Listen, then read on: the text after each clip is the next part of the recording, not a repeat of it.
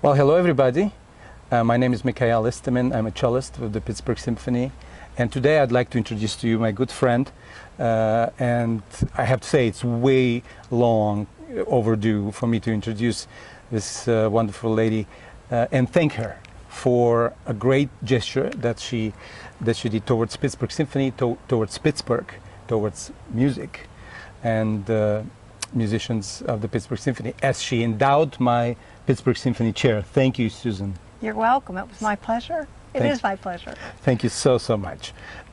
So today I just wanted to chat with Susan about how she came to make this decision and what role music plays in her life, and how she came to be a lover of music and admirer of Pittsburgh Symphony in particular. Well, I've lived in Pittsburgh since 1979. I'm a physician. I came to do my residency, and I've just retired, but was a professor of medicine. I grew up in Nebraska. I'm a product of public schools. My mother played the piano. My brother and I played instruments in junior high. I played the bassoon through college. Bassoon? Well, yes. There. And then, more recently, I decided to play the cello. But we went to the Omaha Symphony. We knew about music. We loved music. And when I came to Pittsburgh, I went to a college in Iowa, a small liberal arts college called Grinnell, where there was a fine orchestra, and Lennox Quartet was in residence. My roommate was a cellist. So I knew a lot about music and the cello and admired it. And came to admire you. When I moved to Pittsburgh, I started going to the symphony, and I decided that a way I could participate in the supporting our symphony, which is a world-class arts organization known all over the world, and support our city, because I've become a Pittsburgher. I now sound occasionally like a Pittsburgher, was to endow a chair. And I think one of the benefits of endowing a chair, and you put it so beautifully, you said, thank you for the contribution to our symphony. You didn't say thank you for our contribution to me, and it is to you, but it's to our symphony, and it's to our city, and it's to me, it's to demonstrate how much all of us love the symphony and appreciate the excellence and just benefit in a way that Pittsburghers do, because we have an informality, I think, about us, which allows relationships. And I think endowing a chair, and anyone can endow a chair, a regular person like me can endow a chair. You don't have to be a billionaire. You don't have to be a billionaire. You don't have to pay all at once. And if it matters, you get your name in the program for several years. In fact, not just for a year. Your personal name, or perhaps your company, or a group of friends, or group of friends, or school can get together and endow a chair as a group.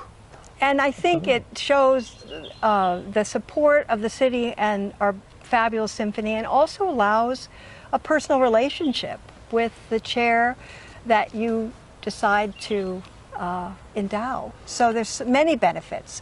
You can be a regular person, you can be a group, you can be a school, you can be a runner's group, anything. True. I think as non-English speaker, not a native English speaker, the word endowed or endowment, it sounds so formidable.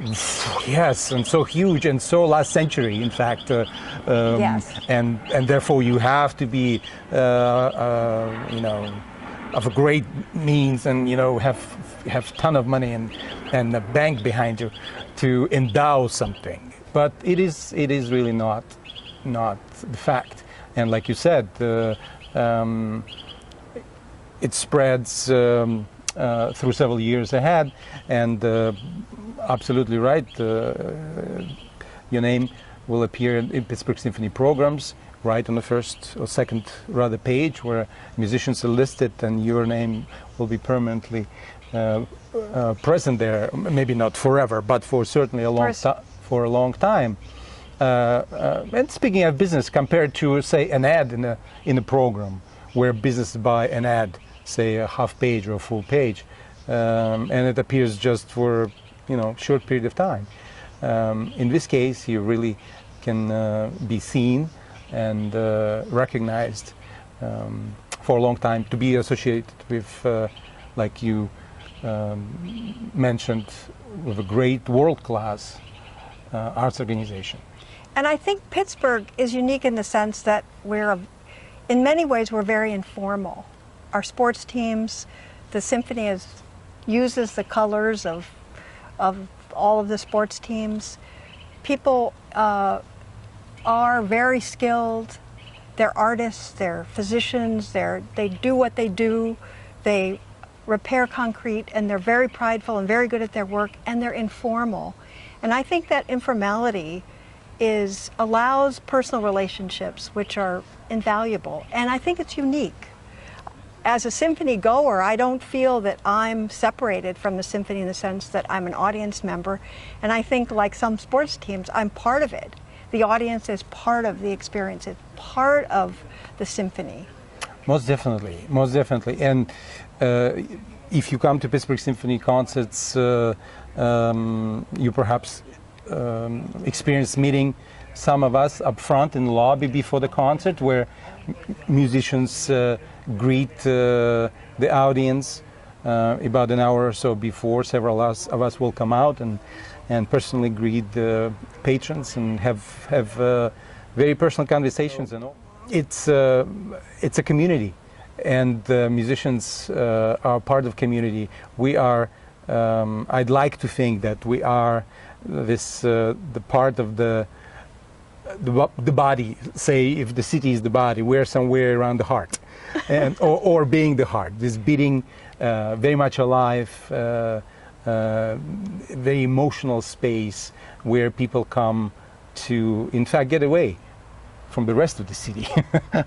Well, the city's remarkable.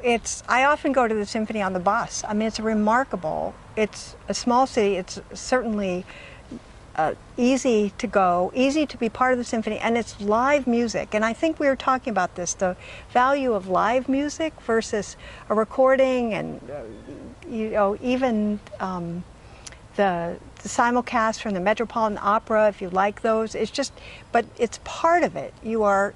There's nothing like live music. Nothing. And it's a remarkable thing. So I really hope that all chairs are endowed. Why not? Why don't we set this goal? We could set a goal. I think what's we should. The date today? Today is August 5th or 6th? 6th of 2019. There you go.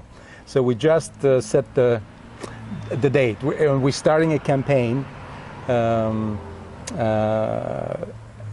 making our own pledge to spread the word and have all the Pittsburgh Symphony chairs endowed in a very near future.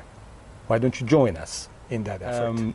Was the process of you endowing the chair was complicated, or was easy? No, it was easy. Of course, our great people at the development department and the management, they walk you through. They walked me through it, and yes, it was quite easy. And you don't pay all that you're pledging every year, but they help you arrange all that. So I thought it was very slick and very easy. Make it convenient. And I didn't really know anything about endowing a chair, but I thought, oh, I really like this idea. I like this idea and because it also afforded me a closer relationship with you and the symphony, and I liked that. It was a total pleasure for me to meet you personally, and we live about 5 minutes away from each other, and you now took up a cello as a hobby, and how's this going, by the way?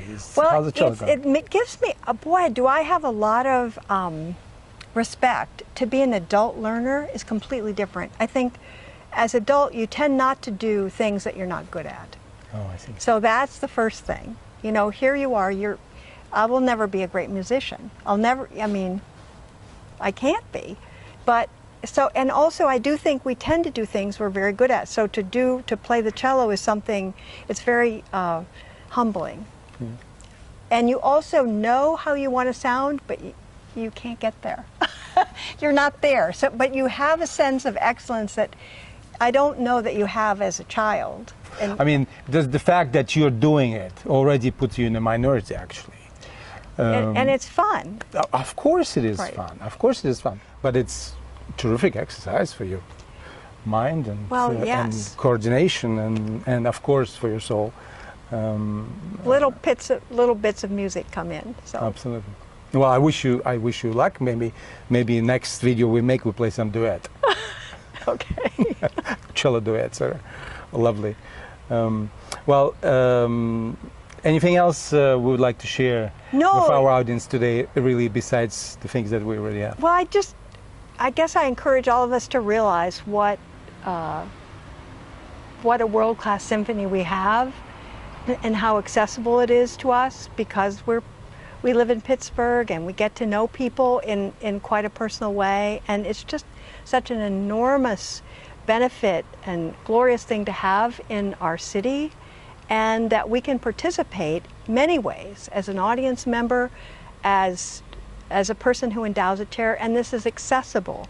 And I do think that the symphony administration would work it out. If you said, you know, I'd like to endow a chair and here's kind of how I think I can do it, they would work with you. Absolutely, absolutely. There are many ways, and you absolutely right in saying that you are also, you have invested through this generous act, you invested in Pittsburgh, and for generations to come, the Pittsburghers, generations of Pittsburghers to come, to be able to enjoy again the world-class symphony orchestra, certainly takes an effort of entire community and takes quite a bit of funds to do. And so for that, Susan, I thank you so much. You're welcome. My pleasure. And we hope to see you at the symphony. Yes, please come.